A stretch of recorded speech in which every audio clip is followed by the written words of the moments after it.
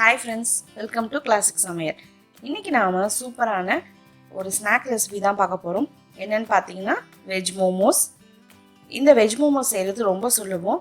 இந்த ரெசிபியோட நான் வந்து மோமோஸ் சட்னி, அந்த மோமோஸை தொட்டு சாப்பிட்றதுக்கான ஒரு ஸ்பைசியான டேஸ்டியான சட்னியும் எப்படி செய்யறதுன்னு இந்த வீடியோலயே ஆட் பண்ணியிருக்கேன்.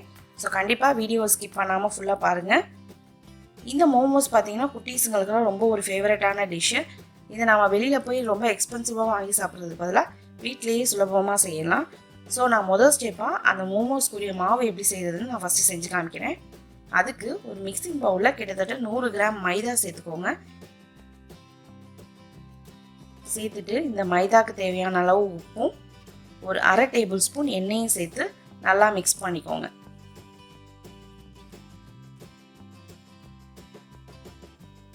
இதை நல்லா மிக்ஸ் பண்ணதுக்கப்புறமா இப்போ தண்ணியை கொஞ்சம் கொஞ்சமாக பேட்சாக ஆட் பண்ணி பூரி மாவு பதத்துக்கு நீங்கள் கொண்டு வந்துக்கோங்க.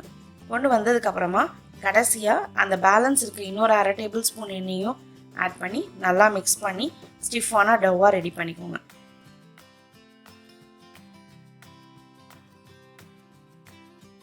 இந்த டவ் வந்து கிட்டத்தட்ட ஒரு 15 நிமிஷம் ஊறட்டும்.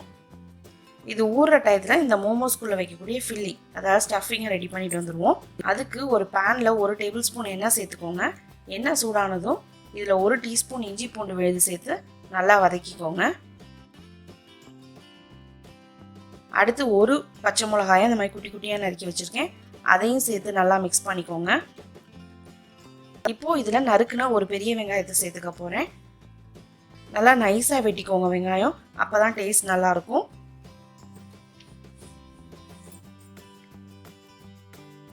வெங்காயம் ஓரளவு வதங்கினதுக்கு அப்புறமா இதில் 100 கிராம் அளவுக்கு முட்டைக்கோஸ் நல்லா நான் சின்ன சின்னதாக வெட்டி வச்சுருக்கேன், அதையும் சேர்த்து இந்த ஃபில்லிங்க்கு தேவையான அளவு உப்பும் சேர்த்து நல்லா வதக்கிக்கிறேன்.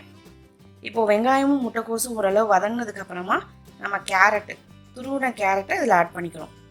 உங்களுக்கு வேணும் அப்படின்னா நீங்கள் பன்னீர் கூட துருவி ஆட் பண்ணிக்கலாம். அது வந்து பன்னீர் மோமோஸ் ரெசிபி மாதிரி இருக்கும், அதுவும் நல்லாயிருக்கும். ஸோ ஃபில்லிங் எல்லாமே உங்கள் டேஸ்ட்டை பொறுத்தது தான்.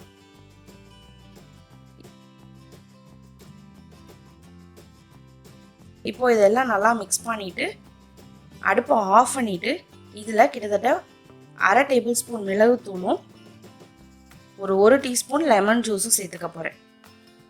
சேர்த்து நல்லா கலந்து விட்டுக்க போகிறேன். அவ்வளோதான், நம்மளோட ஃபில்லிங் சூப்பராக ரெடி ஆயாச்சு. இது கொஞ்சம் நேரம் ஆறட்டும், இருக்கட்டும். இப்போ நாம் இது எல்லாத்தையும் கொண்டு போய் மோமோஸ் செய்கிறதுக்கு அசம்பிள் பண்ணலாம். இப்போ நம்ம மாவு நல்லா ஊறிடுச்சு. இப்போது இந்த மாதிரி ஒரு சப்பாத்தி தேய்க்கிற கல்லில் லைட்டாக மைதாவை டஸ்ட் பண்ணிவிட்டு இந்த மாவை நல்லா கோட் பண்ணிக்கோங்க. கோட் பண்ணிவிட்டு இதுலேருந்து சின்ன சின்ன உருண்டைகளாக ஊட்டி வச்சுக்கோங்க.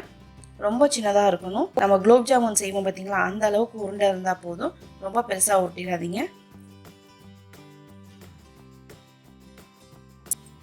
இப்போது உருட்டின உருண்டைகளை நம்ம விரிக்கலாம். அதுக்கு திருப்பி மைதா மாவை டஸ்ட் பண்ணி நல்லா மெல்லிஸாக விரிச்சுக்கோங்க. நீங்கள் கொஞ்சம் மொத்தமாக விரிச்சிட்டிங்க அப்படின்னா உங்களுக்கு மோமோஸ் வந்து சாஃப்டாக இருக்காது, கொஞ்சம் ஹார்டாக இருக்கும். அதனால் நல்லா மெல்லிஸாக இந்த மாதிரி விரிச்சுக்கோங்க. மைதா மாவு அப்படிங்கிறதுனால நல்லா ஸ்ப்ரெட் ஆகும் உங்களுக்கு. இப்போது இதில் நாம் ஃபில்லிங்கை வச்சு ஃபில் பண்ண போகிறோம். அது எப்படின்னு நான் சொல்கிறேன்.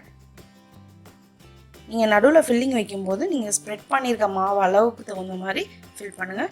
ரொம்ப ஃபில் பண்ணிங்க அப்படின்னா நீங்கள் பேக் பண்ணும்போது வெளியில் வந்துடும். அதனால் கரெக்டான அளவாக பார்த்து ஃபில் பண்ணிக்கோங்க. பண்ணிவிட்டு ஓரங்களில் தண்ணி தொட்டு லைட்டாக அப்ளை பண்ணிக்கோங்க. அப்ளை பண்ணிவிட்டு நான் காமிக்கிற மாதிரி மடிப்புகளை எடுத்து க்ளோஸ் பண்ண போகிறோம். பாருங்கள், இந்த மாதிரி அழகாக மடிப்புகளை எடுத்து கொண்டாந்து நீங்கள் நடுவில் வச்சு சீல் பண்ண வேண்டியது தான்.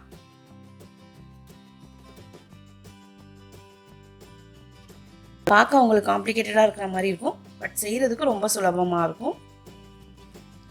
அவ்வளோதான், கொண்டாந்து நடுவில் வச்சு நல்லா சீல் பண்ணிடுங்க. ட்விஸ்ட் பண்ணி சீல் பண்ணணும்.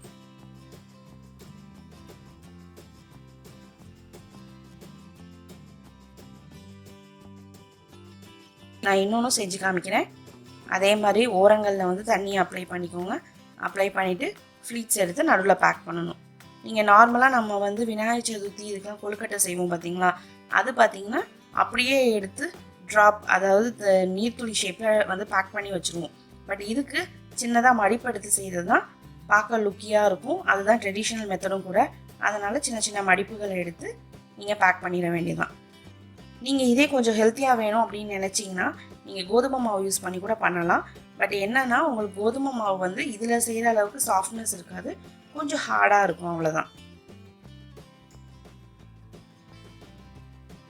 ஸோ இதையும் நான் சீல் பண்ணிட்டேன் பாருங்கள். இப்போ நம்ம மோமோஸ்லாம் சூப்பராக ரெடி ஆயாச்சு. இதை நாம் வந்து இட்லி கொப்பரையில் வச்சு வேக வைக்க வேண்டியதுதான். அதுக்கு இந்த மாதிரி ஒரு இட்லி பாத்திரத்தில் தண்ணி ஊற்றிக்கோங்க.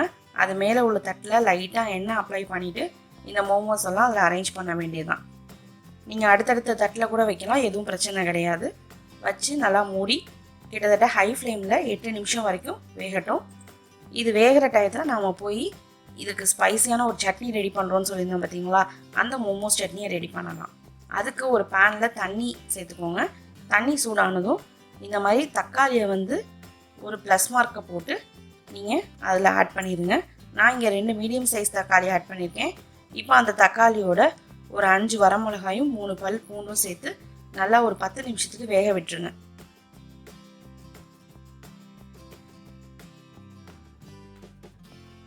இப்போ 10 நிமிஷத்துக்கு அப்புறமா ஓப்பன் பண்ணி பார்க்கலாம். பாருங்கள், தோலெல்லாம் நல்லா செப்பரேட் ஆகி வந்திருக்கு, நல்லா வெந்துருச்சு. இப்போ அடுப்பை ஆஃப் பண்ணிவிட்டு அந்த தண்ணியிலேருந்து ட்ரெயின் பண்ணி எடுத்து நல்லா ஆறுனதுக்கப்புறமா இந்த தோல்களை ரிமூவ் பண்ணுங்கள். இது ரிமூவ் பண்ணால் ரொம்ப ஈஸியாக இருக்கும், வெந்ததுனால ஈஸியாக பீல் ஆகி வந்துடும்.